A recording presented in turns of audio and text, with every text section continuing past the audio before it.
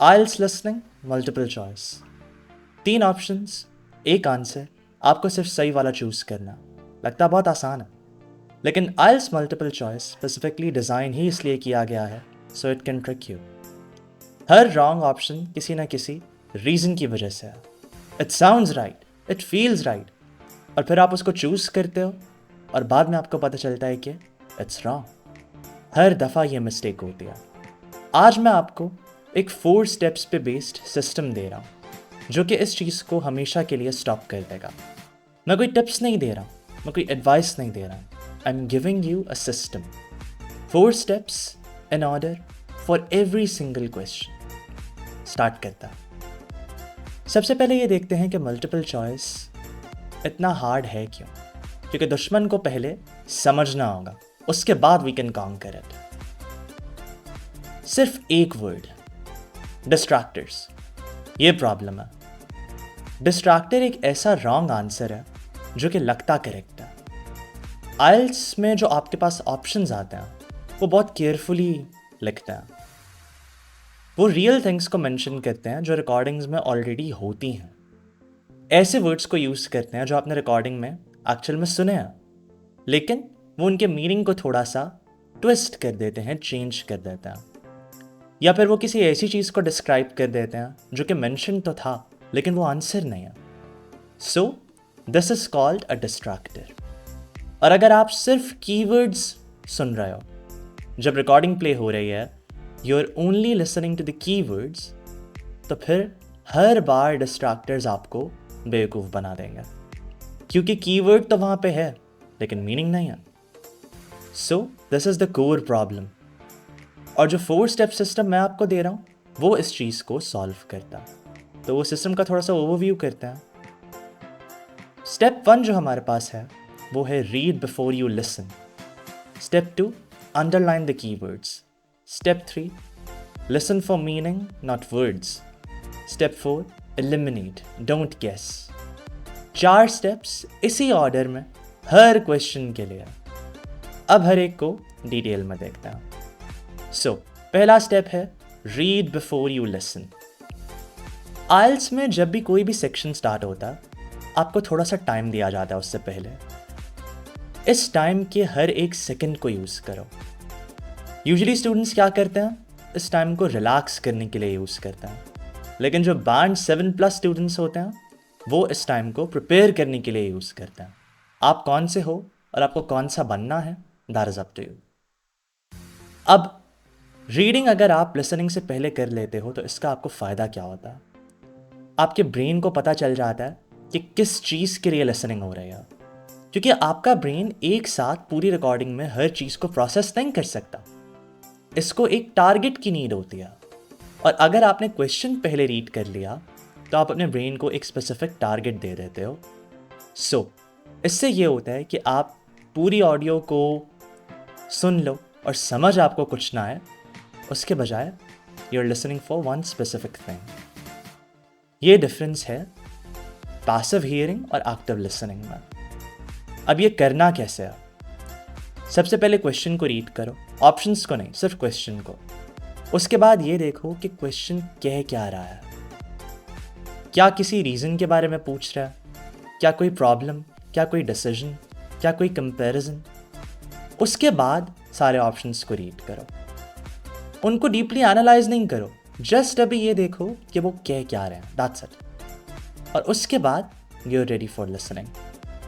सिर्फ एक timing rule का ख्याल रखना, अगर आपको जितना टाइम मिला है उस टाइम से पहले आपने रीडिंग कर लिया तो ऐसे ही बैठ मत जाओ हाथ पे हाथ रख के। Every single second counts. तो आप जितना प्रिपेयर करोगे उतना अच्छा है। अगर आपने रीड कर लिया और टाइम बचा है, रीड कर लो। स्टेप 2 पर चलता है। स्टेप 2 है अंडरलाइन द कीवर्ड्स। आपके पास जो भी क्वेश्चन है और जो उसके ऑप्शंस हैं उसमें आपको कीवर्ड्स की अंडरलाइनिंग करनी चाहिए। कीवर्ड होता क्या है? एक ऐसा word that carries a specific meaning. इसमें नेम्स हो सकते हैं, प्लेसेस हो सकती हैं, प्रॉब्लम्स हो सकती हैं, नंबर्स हो सकते हैं, a lot of things. Connecting words नहीं कि आप और, बिकॉज, दैट, इन, इस तरह के वर्ड्स को भी आप कीवर्ड समझ लो, नॉट एट ऑल। ऐसे वर्ड्स जिनका कोई ना कोई मीनिंग है, दोज आर कीवर्ड्स। अब आप इन ऑप्शंस को अंडरलाइन क्यों करोगे? क्योंकि यहां पे रहते हैं वो डिस्ट्रैक्टर्स। जब आप सारे ऑप्शंस में कीवर्ड्स को अंडरलाइन कर लेते हो तो आपको ये समझ आता है कि क्या ऐसी चीज़ है जो सारे ऑप्शंस को एक दूसरे से डिफरेंट बना रही है। उसके बाद आप 3 सेंटेंसेस को कंपेयर नहीं कर रहे, आप सिर्फ 3 स्पेसिफिक आइडियाज़ को कंपेयर कर रहे हो, और ये एक स्मॉलर और मैनेजेबल टारगेट है आपके लिए। अब इस टेक्निक को प्रैक्टिकली कैसे करना? सबसे पहले आपने तीनों ऑप्शंस को देखा, उसके बाद आप ये पूछ रहे हो कि ऑप्शन ए, बी और सी में डिफरेंस क्या है। यूजुअली या तो एक वर्ड का डिफरेंस होता है, या एक डिटेल का, या कोई एक डिस्टिंक्शन। तो you have to find that out. उस डिस्टिंक्शन को या उस डिटेल को आपको अंडरलाइन करना, क्योंकि आप उसी चीज़ के लिए लिसनिंग करोगे जब आपकी रिकॉर्डिंग स्टार्ट होगी। अब यहाँ पे एक मिस्टेक क्या है, आप हर चीज़ को अंडरलाइन नहीं करना, क्योंकि स्टूडेंट्स ये करते हैं। अगर आप हर चीज़ को अंडरलाइन कर लोगे तो इट मीन्स कि आपने कुछ भी अंडरलाइन नहीं किया, क्योंकि अगर सब कुछ अंडरलाइन है तो आपको तो ये लगेगा कि सब कुछ इंपॉर्टेंट है, और सब कुछ इंपॉर्टेंट नहीं है, जस्ट कीवर्ड्स इंपॉर्टेंट है। तो कोशिश करो कि जस्ट एक ऑप्शन के लिए 1 या 2 कीवर्ड्स को अंडरलाइन कर लो, क्योंकि जितना आपका टारगेट स्पेसिफिक होगा उतनी आपकी लिसनिंग एक्यूरेट होगी। सो आधा सिस्टम मैंने आपको प्रोवाइड कर लिया। आई होप कि आप बोर नहीं हो रहे और आगे सुनोगे, क्योंकि आगे के जो स्टेप्स हैं उसमें स्टूडेंट्स सबसे ज़्यादा मार्क्स लूज कर देता है। सो कमेंट बॉक्स में कमेंट करो डिस्ट्रैक्टेड, अगर आपके साथ ऐसा कुछ हुआ है और आपकी कोई ऐसी मिस्टेक्स हुई हैं, बिकॉज आई गारंटी कि most of you have made these mistakes. Anyways, हम कंटिन्यू करते हैं। नेक्स्ट स्टेप है listen to the meaning, not words. ये सबसे इंपॉर्टेंट स्टेप है, क्योंकि इसको स्टूडेंट सबसे ज़्यादा वायलेट कर रहे होते हैं। लेट मी शो यू कि अगर इस स्टेप को आप फॉलो नहीं करते तो होता क्या है। मान लो कि आप एक वर्ड के लिए लिसनिंग कर रहे हो, द वर्ड इज एक्सपेंसिव, और रिकॉर्डिंग ने एक्सपेंसिव नहीं कहा, रिकॉर्डिंग ने कहा कॉस्टली। आपको एक्सपेंसिव नहीं सुनाई दिया तो आपने किसी ऑप्शन को टिक ही नहीं किया, लेकिन आपका आंसर गलत हो गया। क्यों? क्योंकि मीनिंग वहां पे था, जस्ट वर्ड नहीं था। तो you have to understand this कि आइल्स कभी भी ऑप्शंस में सेम वर्ड्स यूज नहीं करता, यानी कि जो आपने रिकॉर्डिंग में सुना है एग्जैक्ट वही चीज़ वो यूज नहीं करेगा। इट इज इंटेंशनल, तो इस चीज़ का ख्याल रखना। रिकॉर्डिंग हमेशा आंसर को पैराफ्रेज करेगी। आंसर में कुछ और होगा, ऑप्शंस में कुछ और होगा, रिकॉर्डिंग में कुछ और होगा। तो अगर आप एग्जैक्ट वर्ड्स के लिए हंटिंग कर रहे हो तो you are playing the wrong game. इसके बजाय आपको करना क्या है, सेम आइडिया के लिए सुनो। वर्ड्स डिफरेंट हो सकते हैं, सिनोनिम्स हो सकते हैं, लेकिन मीनिंग सेम होना चाहिए। तो जब आप वर्ड्स के बजाय मीनिंग के लिए सुनोगे तो आपका काम हो जाएगा। Next up we have step 4, eliminate don't guess. ये आपका सेफ्टी नेट है उस टाइम के लिए जब शुरू के 3 स्टेप्स काम ना करें, क्योंकि कभी कभार ऐसा होता है कि you genuinely can not identify the answer.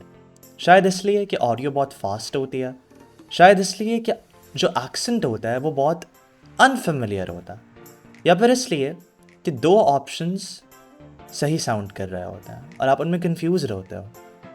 तो ऐसे टाइम पे मोस्ट स्टूडेंट्स गेस रैंडमली, लेकिन जो बैंड 7+ स्टूडेंट्स होते हैं दे एलिमिनेट सिस्टमैटिकली। अब ये वर्क कैसे करता?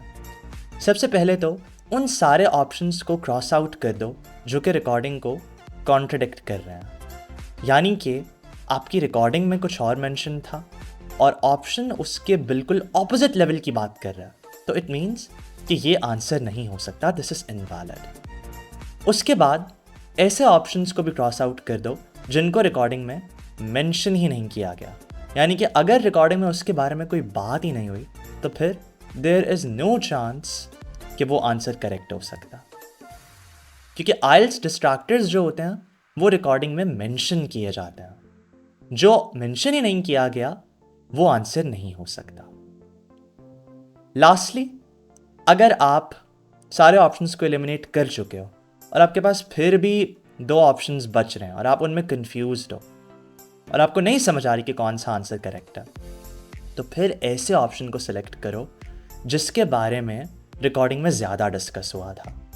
क्योंकि जो गलत ऑप्शंस होते हैं उनमें रिकॉर्डिंग से रिलेटेड इतनी ज़्यादा बात नहीं होती, लेकिन जो ऑप्शन करेक्ट होता है उसको रिकॉर्डिंग ज़्यादा डिस्कस करती है।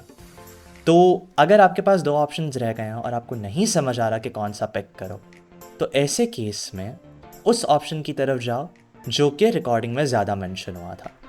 और अगर आप ये सोच रहे हो कि आपको आइडिया कैसे होगा कि कौन सा ऑप्शन ज़्यादा डिस्कस हुआ था रिकॉर्डिंग में, तो उसके लिए आपको एक्टिव लिसनिंग करनी होगी।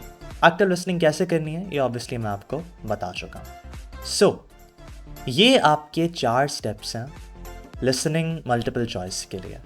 इनको फॉलो करोगे तो there is a high chance कि फेल नहीं होंगे। फॉलो करना है या नहीं, that is up to you. मैंने आपको गाइडेंस दे दिया। सो यहाँ पे हम इस वीडियो को कंक्लूड करते हैं। अगर आपको आइल्स क्लासेस चाहिए तो डिस्क्रिप्शन में इन्फो मौजूद है। आज ही एलिमेंटल अकेडमी को कांटेक्ट करें।